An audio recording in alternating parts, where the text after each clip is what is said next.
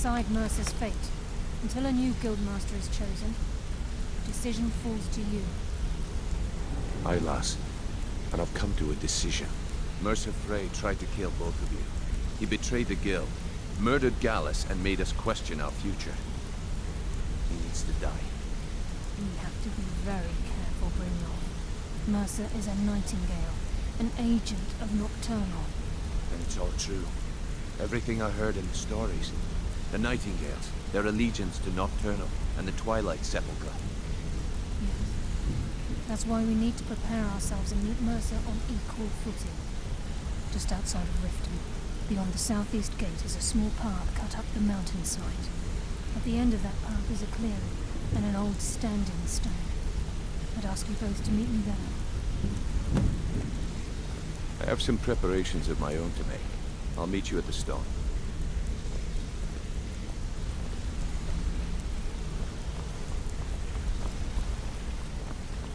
Well, hey there. What can Sapphire do for you? Back from a job, huh? Hope... Look, I don't really know you.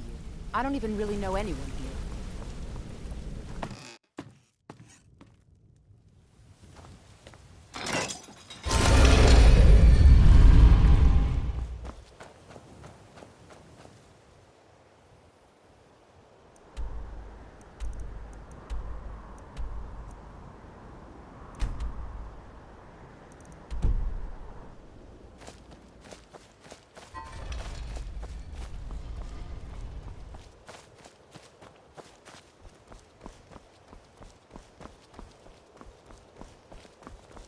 Hey, you mix potions, right? Will you brew me an ale?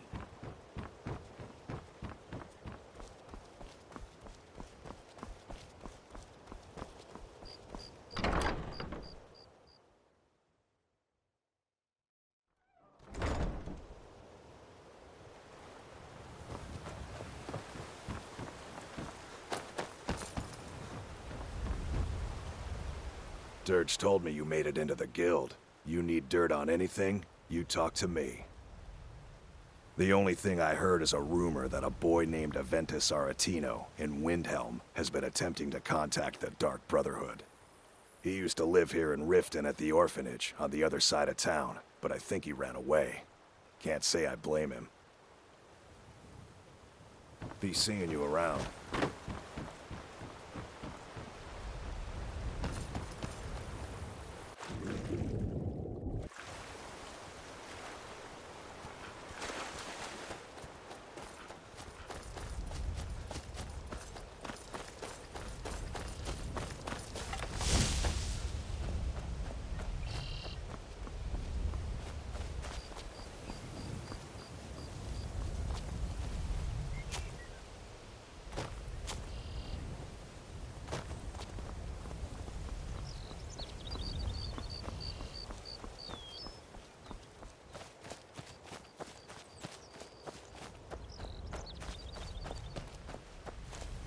I'm glad you're here.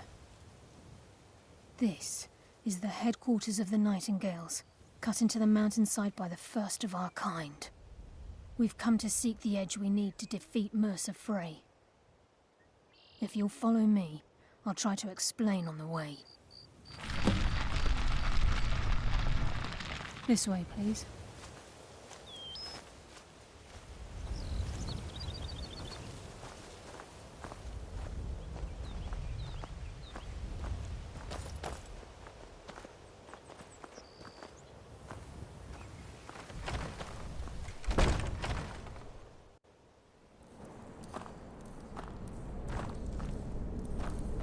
So this is Nightingale Hall. I heard about this place when I joined the guild, but I never believed it existed. The assumption that the Nightingales were just a myth was seeded within the guild on purpose. It helped divert attention from our true nature. What's wrong, Brynjolf? I can almost hear your brow furrowing. I'm trying to understand why I'm here, lass. I'm no priest. I'm certainly not religious. Why pick me? This isn't about religion, Brynjolf. It's business.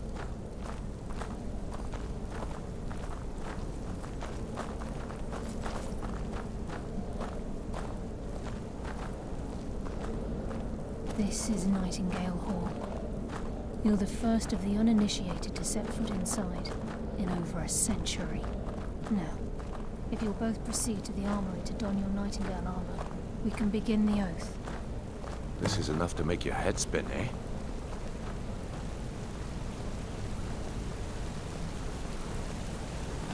You appear hesitant to don your Nightingale armor. What's troubling you?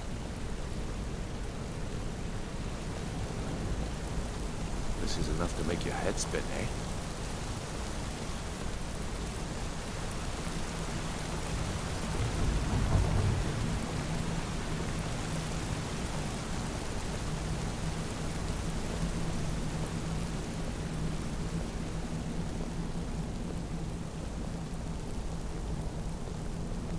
This is enough to make your head spin, eh?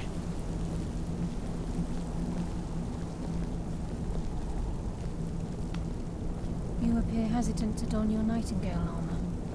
What's troubling you? I think we should trust the lass and take the deal.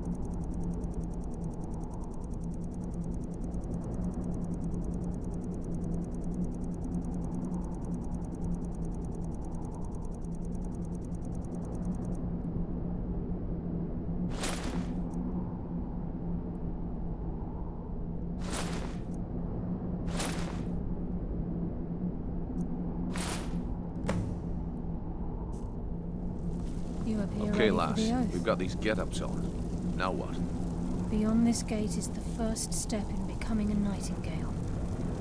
Whoa there, lass. I appreciate the armor, but becoming a Nightingale? That was never discussed. To hold any hope of defeating Mercer, we must have Nocturnal at our backs. If she's to accept you as one of her own, an arrangement must be struck.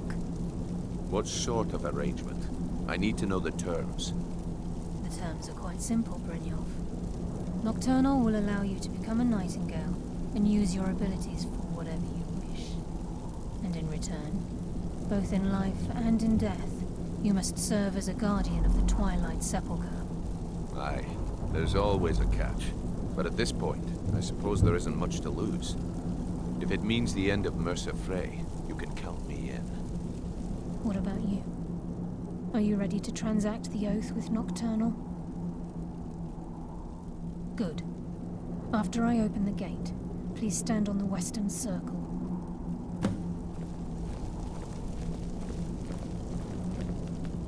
We'll speak when the oath is complete. This is enough to make your head spin, eh? We'll speak when the oath is complete.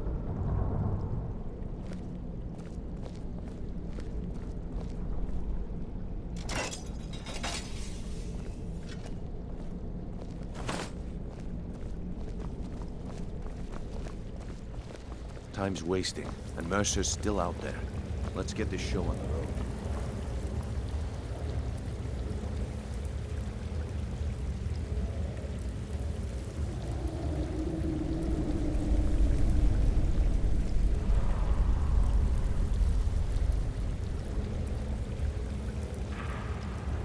I call upon you, Lady Nocturnal, Queen of Murk and Empress of Shadow. Hear my voice. Ah, Carlia. I was wondering when I'd hear from you again. Lose something, did we? My lady, I've come before you to throw myself upon your mercy and to accept responsibility for my failure. You're already mine, Carlia. Your terms were struck long ago. What could you possibly offer me now? I have two others that wish to transact the oath, to serve you both in life and in death. You surprised me, Carlia. This offer is definitely weighted in my favor. My appetite for Mercer's demise exceeds my craving for wealth, Your Grace. Revenge. How interesting. Very well. The conditions are acceptable. You may proceed. Lady Nocturnal, we accept your terms. We dedicate ourselves to you as both your avengers and your sentinels. We will honor our agreement in this life and the next until your conditions have been met. Very well. I name your initiates Nightingale, and I restore your status to the same, Carlisle. And in the future, I'd suggest you refrain from disappointing me again.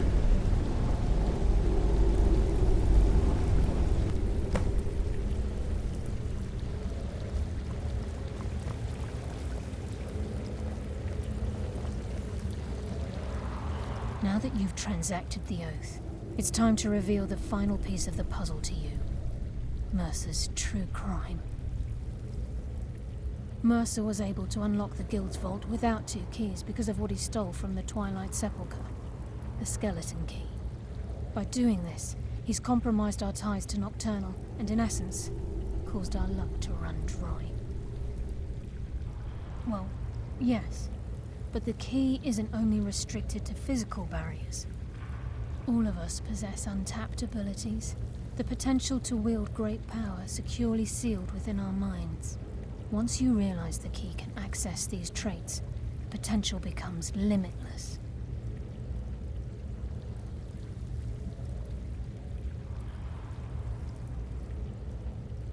Although it would benefit the Guild more than you can imagine, in the end it would do more harm than good. If the key isn't returned to its lock in the Twilight Sepulchre, things will never be the same for the Guild. As time passed, our luck would diminish to the point of non-existence.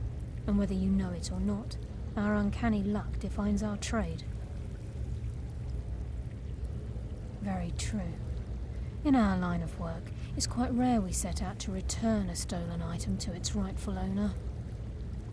Before we depart, Brynjolf has some business to discuss. I suggest you listen to him. Listen, lad. There's one last piece of business we need to settle before we go after Mercer. The leadership of the Guild. Listen, lad. There's one last piece. Carlia and I had a long discussion before you arrived here. Thanks to your efforts, Mercer's treachery has been exposed. After we deal with him, all that remains is restoring the Guild to its full strength. As a result, we both feel that you have the potential of replacing Mercer as leader of the Thieves' Guild. I've been at this game a long time, my friend. A long time. I've stolen trinkets from nobles and framed priests for murder. I'm good at what I do, maybe even one of the best, but it's all I know. I've never been one to lead. Never desired it, never cared for it. Don't want it.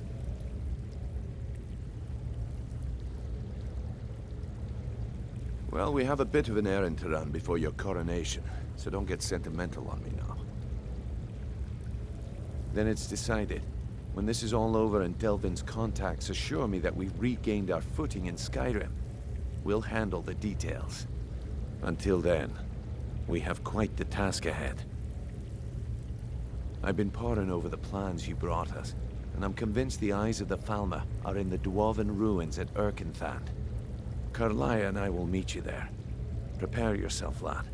This will be a fight to remember.